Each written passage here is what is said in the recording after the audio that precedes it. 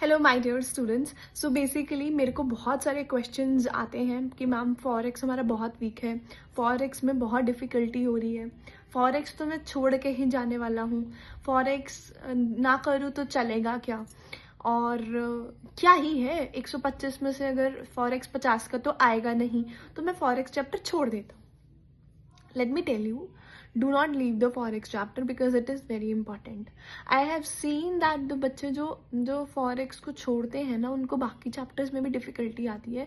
अगर थोड़ा सा भी कॉन्सेप्ट ICI उसमें से पूछ लेता है ना forex में से, तो आप कंफ्यूज हो जाते हो एग्जाम में। और जैसे ही आप कंफ्यूज होते हो देन ऑटोमेटिकली व्हाट हैपन्स कि आप सारा पेपर जो है वो गलत कर देते हो, मतलब इन द प्रेशर।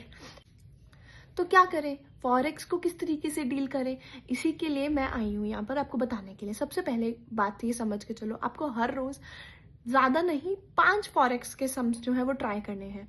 अगर आपके पास कोई भी फैकल्टी का है बुक है, उसको फॉलो करो। और सपोजिटली आपको लगता है कि आपकी जो बुक है उसमें बहुत सारे क्वेश्चंस हैं, then try shift to the ICI study mat. ठीक है, सिर्फ फॉरेक्स के लिए आप ICI स्टडी मैट को फॉलो कर सकते हो। Once the study material is over, है ना, उसको कैसे ओवर करना है, आप रोज रोज फॉरेक्स का सिर्फ 5 सम्स करो। Focus on ask bid, indirect direct rules, है ना, और bank buys at the bid और सेल्स एट द आस्क, ये सारे जितने भी रूल्स हैं वो एक पेज पे लिख लो, समरी बना लो। वंस आपको लगता है कि हाँ आपको थोड़ा सा कमांड आ रहा है, खुद ट्राई करने का कोशिश करो। तो रोज के 5 सम्स करो, धीरे धीरे करके 6 7 सम्स करने शुरू करो। और फॉरेक्स को छोड़ के नहीं जाना है, आपने उसको करना ज़रूर है, धीरे धीरे करो, ठीक है। और अगर आपको मेरे नोट्स चाहिए then you can message me, I will give you my notes and from that notes it will be very easy to recall forex. Okay, bye. Basically अभी मुझे एक बच्चे ने मैसेज किया है कि मैम हम पढ़ नहीं पा रहे हैं, कंसंट्रेट नहीं कर पा रहे हैं। उसका यही रीज़न है, बार बार मेरे दिमाग में ये आ रहा है कि मैं क्यों नहीं पास हुआ, मेरे 2 नंबर ही कम आए हैं।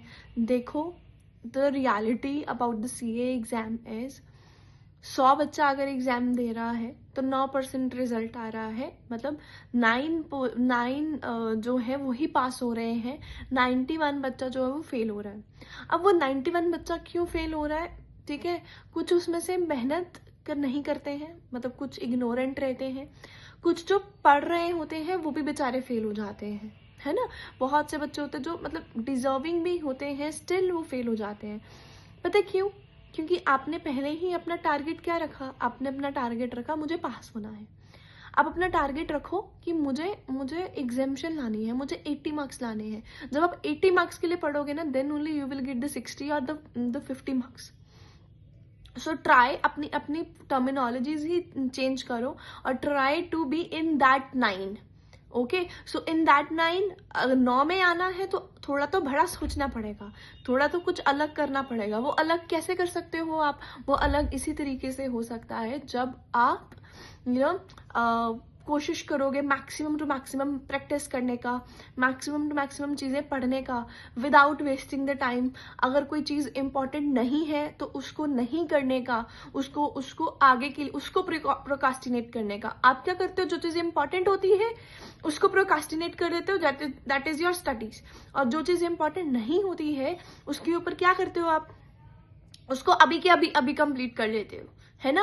फॉर एग्जाम्पल, अगर इफ़ यू फील लाइक कि नहीं यार, मतलब मेरे दिमाग में ये चीज़ आ रही है कि पता नहीं पास होऊंगा कि नहीं होऊंगा, इस चीज़ के ऊपर आपका ध्यान भटकेगा कि मैं क्या करूं, अरे यार मैं पास नहीं होऊंगा। आप ओवरथिंक उस टॉपिक पे कर लोगे, बट ये नहीं देखोगे कि मेरे हाथों में जो बुक है मैं उसको पढ़ लेता हूँ, that will give the result अगर मैं उसको पढ़ूंगा, ना कि आपका thought process.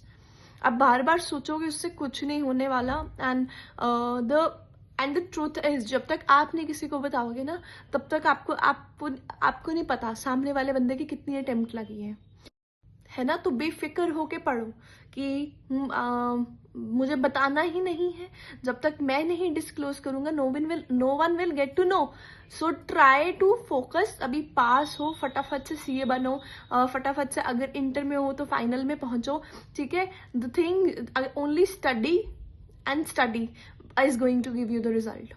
And study be planned study. If you need the guidance, you can always contact me. I am always here for you.